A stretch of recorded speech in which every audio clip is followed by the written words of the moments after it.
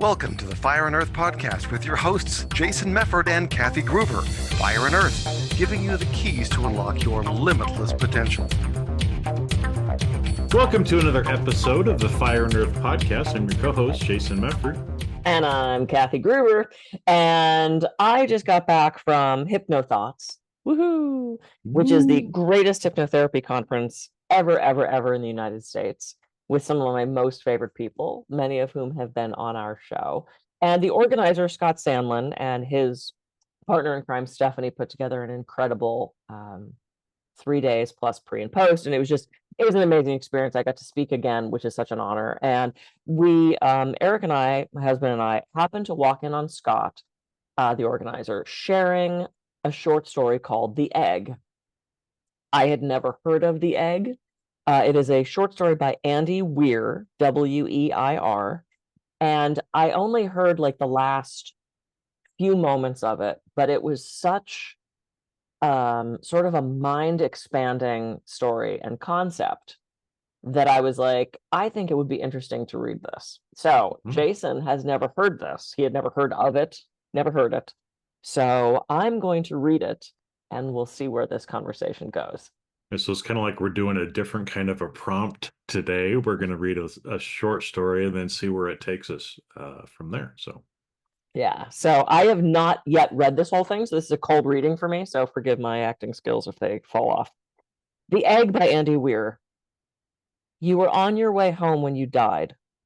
It was a car accident, nothing particularly remarkable, but fatal nonetheless. You left behind a wife and 2 children. It was a painless death. The EMTs tried their best to save you, but to no avail. Your body was so utterly shattered, you were better off, trust me. And that's when you met me. What happened, you asked. Where am I? You died, I said matter-of-factly, no point in mincing words. There was a truck, and it was skidding.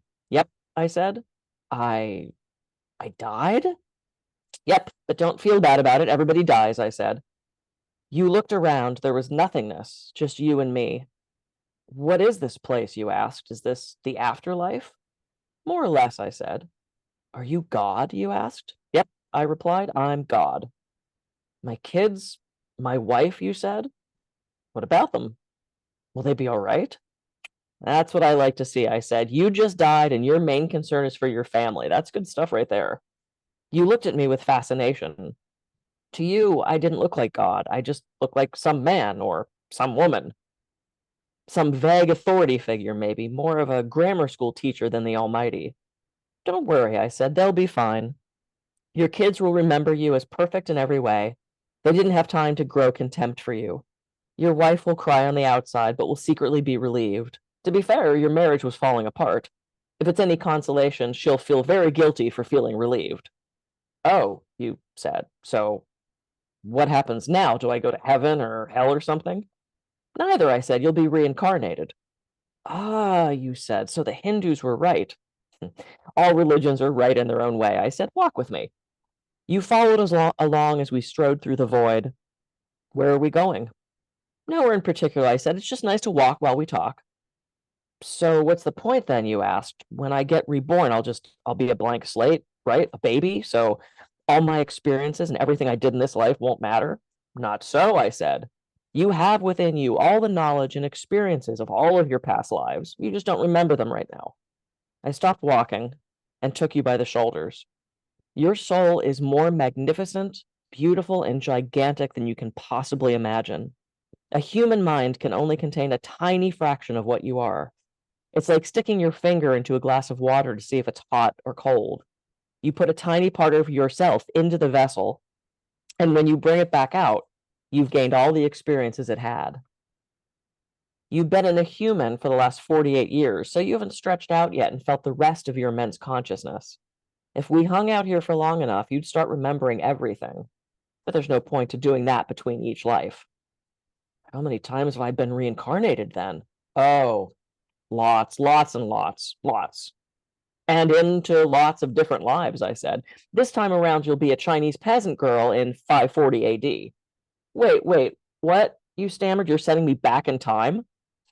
Well, I guess technically. Time, as you know it, only exists in your universe. Things are different where I come from. Where do you come from? You said. Oh, sure, I explained. I come from somewhere else. And there are others like me. I know you'll want to know what it's like there, but honestly, you wouldn't understand. Oh, you said, a little let down. But wait, if I get reincarnated to other places in time, I could have interacted with myself at some point? Sure, happens all the time. And with both lives only aware of their own lifespan, you don't even know what's happening. So what's the point of it all? Seriously, I said, seriously, you're asking me for the meaning of life? Isn't that a little stereotypical? Well, it's a reasonable question, you persisted. I look you in the eye. The meaning of life, the reason I made this whole universe, is for you to mature. You mean mankind? You want us to mature? No, just you. I made this whole universe for you. With each new life, you grow and mature and become larger and a greater intellect. Just me? What about everybody else? There is nobody else, I said. In this universe, there's just you and me. You stare blankly at me. But all the people on Earth, all you, different incarnations of you. Wait, I'm everyone? Now you're getting it, I said with a congratulatory slap on the back. I'm every human being who ever lived or will ever live, yes. I'm Abraham Lincoln, and you're John Wilkes Booth too, I added. I'm Hitler, you said, appalled, and you're the millions he killed. I'm Jesus, and you're everyone who followed him. You fell silent. Every time you victimize someone, I said, you are victimizing yourself. Every act of kindness you've done to yourself. Oh, this is sad. Every happy and sad moment ever experienced by any human was or will be experienced by you. You thought for a long time. Why, you asked me, why do you do this? Because someday you will be like me. Because that's what you are. You're one of my kind. You're my child. Whoa, you said, incredulous. You mean I'm God? No, not yet. You're a fetus. You're still growing. Once you've lived every human life throughout time, you have grown enough to be born. So the whole universe, you said, it's just an egg, I answered. Now is the time for you to move on to your next life. And I sent you on your way. Wow. Cool. So he was paraphrasing all that. So I had never seen the actual words to it. That was really great. Well, and it's interesting. I mean, I took the opportunity of being connected because I'm like, I know that name, Andy Weir. Right? He's written several different things, one of which was a novel that turned into the movie The Martian. Yeah. And so yeah, there's a lot of different things, but there is a lot of truth in that story. Okay. And so again, I mean, this is our prompt, so we'll see see where we go now. But yeah, I mean, because for me, one of the things sometimes I get asked, so what is spirituality in a way, right? And a lot of people think, oh, it's, sitting on the yoga mat and going and, whatever, ascending and all this. They use all these terms. Yep. And it is, but it isn't. I mean, to me, one of the biggest things that I think this story brought out too is our connectedness. Yep. And that really spirituality for me, in a simple way, is saying it is a way of reconnecting with our higher self and connecting with everything else. Right? People, animals, inanimate objects, right? Everything, and realizing and finally getting to that point of unity consciousness where we realize that we are all one, right? We're just experiencing the world in different ways as we're growing. And so that part, where it's like every happy moment, right, is everything. Every time you're mean to someone, you're mean to yourself. Every time that you do good, you're doing good to yourself as well. Because when we finally I think, understand that concept, and we realize that everything we do, we're doing to ourselves as well, Yep. right? That's when things really start kicking in, and when we start truly understanding from our higher self, right, what really matters.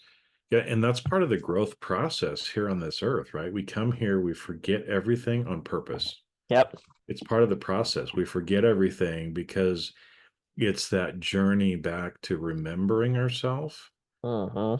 is why we're here, right? And so it's like we don't have to, argue about it, say, oh, it's not fair. It's totally fair. this, Uh-huh. this is how we learn. This is how we grow. This is how, we ascend, if you will, Yep. and become greater is because we're that infinite potential. And until we have all these different experiences, we can't fully understand what the higher beings above us have gone through, because they went through the same thing that we're going through now. Yep. Yeah, when we stumbled upon him talking about the whole egg thing, we had heard only sort of the last snippet of it. Let me grab a Kleenex here. Might need more of that. But it was just like, and we popped in, we're listening to this, we're like, holy shit. And then we're like, what is that? And he goes, oh, it's a short story called The Egg. And I guess he's even doing presentations based on it, or he reads it, and whatever it was. But it's like, I gotta look this up. And so I found it yesterday and printed it, and hadn't had a chance to actually read it fully yet. But obviously, what got me is this concept of, what was that line that I got, teared up about? Every time you victimize someone, you're victimizing yourself. Every act of kindness you've done to yourself. Every happy and sad moment that was experienced by any human was or will be experienced by you. And it's like, that's incredible. And if we, it's the whole do unto others as you would like to do unto yourself, right? I mean, like, pick a religion, they all have this concept about treating others as if they were you. And it's like, how differently would we behave, hopefully, if we knew that we were doing that to ourselves? I would hope we'd behave differently, but Well, yeah, I mean, you would hope so, right? And again, I think it's it's the evolution process, because and this is where, again, I mean, one of the reasons why we have things like duality in this world is so that we can experience the quote unquote good and the bad, right? But where there really is no good or bad, it's just a way for us in a linear time to understand and observe what's going on and say, oh, I like that. Oh, I don't like that. But even though I don't like that, I can see why it's important for some bigger thing, right? And so in Yep. there, right, he lists out some historical characters, and Hitler.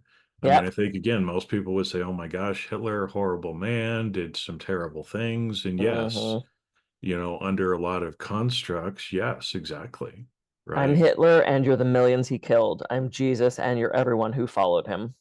Yep. Yep.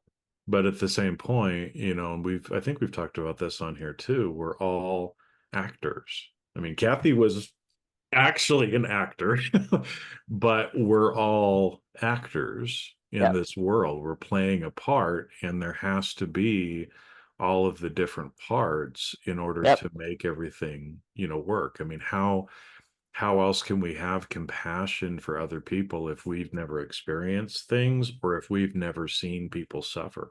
Yep. If we've never suffered ourselves and we don't see other people suffering, how can we practice compassion? Right. Right? Well, There has to be the suffering in order to have the compassion as well. yeah. Well, and I remember when we did an episode or two on reincarnation, because I do past life regression with my hypnosis, and I've been playing with that for my entire life. That's sort of how I explain it. It's like it's summer stock theater. You show up for the summer and you are with the same group of people. According to this guy's theory or short story, it's all you, which is so interesting. It's ego states, right? But like personified. You gather with the same group of people, and this summer, you're the leading man and I'm the leading woman, but there's no part for that guy, so he's going to be lighting. And and then we do these plays, and sometimes you're the good guy and sometimes you're the bad guy, and because you need an antagonist or it's a really boring story. And then summer ends and we all go back to the thing, and then we come back the next summer and we do it again. That's sort of how I look at it. And you play your roles fabulously. Yeah, I mean, we do the best that we can, and again, I mean, we're all kind of, each time that we are incarnated again, right? We're kind of given, or we've selected a blueprint. Is a way that I've heard it that I really resonate with. Of, hey Jason, it's time to go back, right? Here's some different parts or some different roles that you can play. Which one do you want? Yep. Right. And so at that time, I probably got some advice from higher beings and from myself of like, okay, you know what? This life, I really want to work on this. Right. And so because of that, you pick that part. Yep. And then you play it out the best that we can, and learn as much as we can. So next time, hopefully at the end of this life, it's like, all right, learn that lesson. Don't need to do that anymore. Right. And to me, what's so fascinating about it too is that, in different lives, like you said, sometimes we play the leading role, and other times we're just the guy in lighting that nobody ever sees. Yep. And it's okay, right? There's nothing wrong with that. And I mean, for myself, I've had a glimpse of some of my past lives, previous lives, however you want to refer to it. And it's like, whoa, I did that? Holy shit. Right? I mean, and some of these timelines are recorded history. Yeah. And it's like, it didn't even come to me, but I'm like, it came through, and then I went and did some research, and I'm like, holy shit. Yeah, that was a thing. Yeah. Right. It was really interesting. So I did the talk that I gave this last time, was on myth, archetype, and visualization. It's one of my favorite things. And Mike Mandel, the incredible Mike Mandel, came to my talk. And I led people through two different visualizations. One was meeting your wise and loving, and the other one was meeting the dragon in the cave. And do you slay the dragon? Do you befriend the dragon? Do you sneak by the dragon? And Mike shared in the group, but afterwards he said, I had my plan. I was going to slay the dragon. I'm a martial arts expert. I'm going to go in and slay the dragon. He goes, and when he met with the dragon, he found himself sitting with his teddy bear on his lap. His teddy bear talked to the dragon. They negotiated it, and I befriended it and went by. He said, I did not plan on that. He said, which means to me, the subconscious was at work, that this was a real thing that I was creating out of my subconscious. And I've had that same thing happen with past lives. My dream life was Avalon. This idea of an environment of all women where we were healers and we were working together, and we were, just this idea of that. That was my dream. Like, if put me in a past life, that's where I want to go. That was my dream. And when I finally got regressed back to that lifetime, it sucked. It sucked. Nobody liked me, and I was shunned from the society, and I was like the teacher's pet, and all the other women couldn't stand me, and they were sabotaging me, and they finally sent me off the island. And I remember going, fuck, I wouldn't have picked that. Like, that was the lifetime that was going to be my idealistic thing, which to me means on some deep subconscious level, that's what was actually happening. Now, even if you don't believe in reincarnation, we can still have this conversation, because I don't care what story you have to make up to find healing in your life. If I needed to make up that I was on Avalon as a healer and done it, great, whatever. I found healing through that. I believe they exist. I kind of like Andy Weir's take on this, that we are all everybody, which is kind of interesting. So, hi, me. So now, do we have to start saying I'm Kathy Gruber and I'm Kathy Gruber? I'm your co-host Kathy Gruber. I'm also Kathy Gruber. I don't know, right? But I think that concept sometimes is so, I mean, I'm still coming to terms with it, or trying. I mean, intellectually I understand it, but it's still kind of like integrating. And I know, within myself, I know this already, right? Because even like the story said, right, we remember everything, when we're not in this form. And part of our work here is to remember those Mhm. things while we are incarnated. And that's a hard thing, but that's one of the things that we're supposed to do, right? Because fear ceases to exist when we remember who we actually are, Mm. right? But I think it's, another, if you want to call it an analogy, but it's not so much of an analogy either, is, when you think about, we talk about the Big Bang. Okay, so imagine that if everything around us in this universe, in this creation, if we were all one thing to begin with, and then the Big Bang happens, and boom, this one thing becomes billions and trillions of little things that get hurled out into the universe to go experience the universe. Mhm. Learn what it's like to be black, white, gay, straight, ostracized, depressed, suicidal, happy, blissful, enlightened. Mhm. I mean, again, billions and billions of these different things, right? And so imagine if all little parts of this whole are experiencing all these things and sharing with each other and learning from each other. And throughout the time, we go through duality and divisiveness, and we argue with each other and we fight with each other, and there's Hitlers and there's Jesuses and there's Gandhis in the world.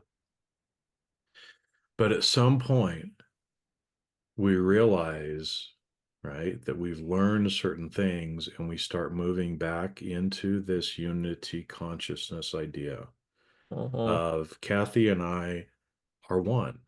We're Right. friends. Our bodies look different. I'm incarnated as male, she is as female. We've had different experiences in this life, but the same thing. What I do to Kathy, I do to myself. What Kathy does to me, right, she does to herself. And as we can start to understand that, the universe starts to come back and collapse upon itself until we achieve full unity consciousness. And we have learned and grown and developed as we needed to in this experiment over billions and billions and billions and billions Mhm. of years Yep. and time. And we become one, right? Right. Again, and then we get birthed as that egg, which, the egg, again, the symbolism around an egg, the Mhm. shape of the egg from a sacred geometry standpoint, Mhm. it all kind of comes back. And so that's why, again, it's like, well, I am you and you are me. Right. That is a very ancient saying. And again, a lot of people, if you go do yoga, right at the end, everybody Namaste. goes namaste. Well, namaste is I am you and you are me, Mhm. right, in an East Asian tradition. In Lakesh Alakin is Mayan for the same thing. I Mhm. am you and you are me, or I see the God in Yeah. you, right? And so there's a lot of these ancient traditions, like you said, that have these truths built in throughout them, Yep. right? If we'll just look. Yep. So you mentioned the Big Bang, right? So that theoretically comes from one thing that expanded out and created everything else. So that's the egg, right? That it created all. So we are all one because we came from that same thing. Let's, for our Christian friends who believe in the whole God creating the earth thing, which is not my way, but let's talk about it. Yep. It's the same idea, Mhm. right? If God created everything, it came from that one thing. And when he put Adam and Eve in that garden, or she put Adam and Eve in that garden, God, There are no genders at that level of being, but they anyway. created, we'll go with the pronoun they Yeah. created Adam, and then from Adam came Eve. So everything still came from this one thing. So it doesn't matter if you're talking about the Big Bang or if you're talking about the Garden of Eden, it all grew out of this one thing. The snake was the same thing.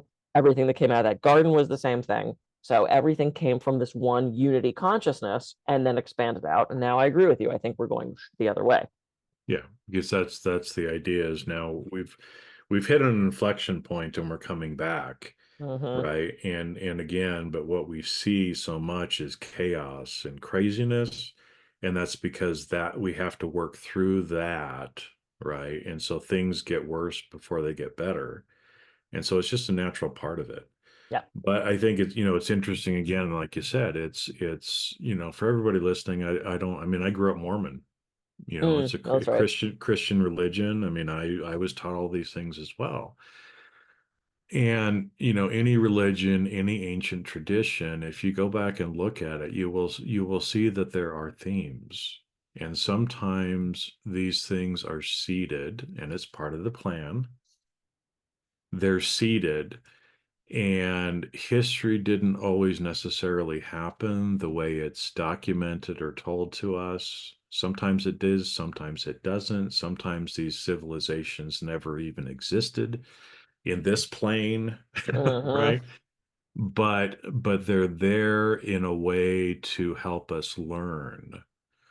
And so again, I mean, you just said you were, mythology and archetype, sort of stuff. Again, all of these things from the hero's journey, the Yep. I archetypes, brought that the up. myths, everything else, they're there as a way to teach us and to help us navigate here in this world.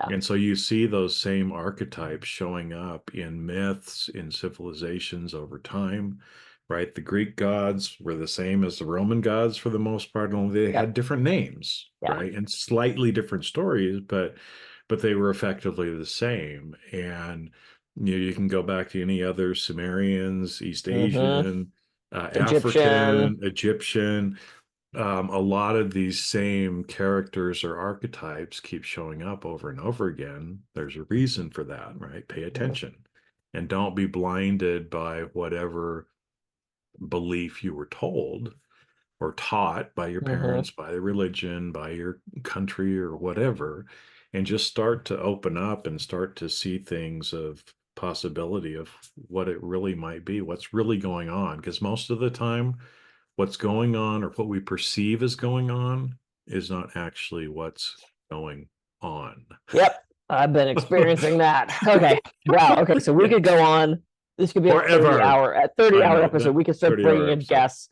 I want to have Mike Pashota back on to talk about this because he would be great for that. Anyway, this has been incredible. I love these let's just talk about something kind of thing. So yeah, didn't know where that was going to go, and it went everywhere.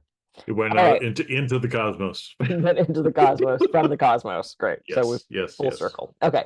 I am Kathy Groover. I can be reached at kathygroover.com. And I'm Jason Mefford. I can be reached at jasonmefford.com. Go out and have a great week, everybody. And, just start being kinder to yourself and other people. And let's start moving back to some of this unity consciousness. And with that, we will see you on the next episode of the Fire and Earth podcast. See ya. See ya.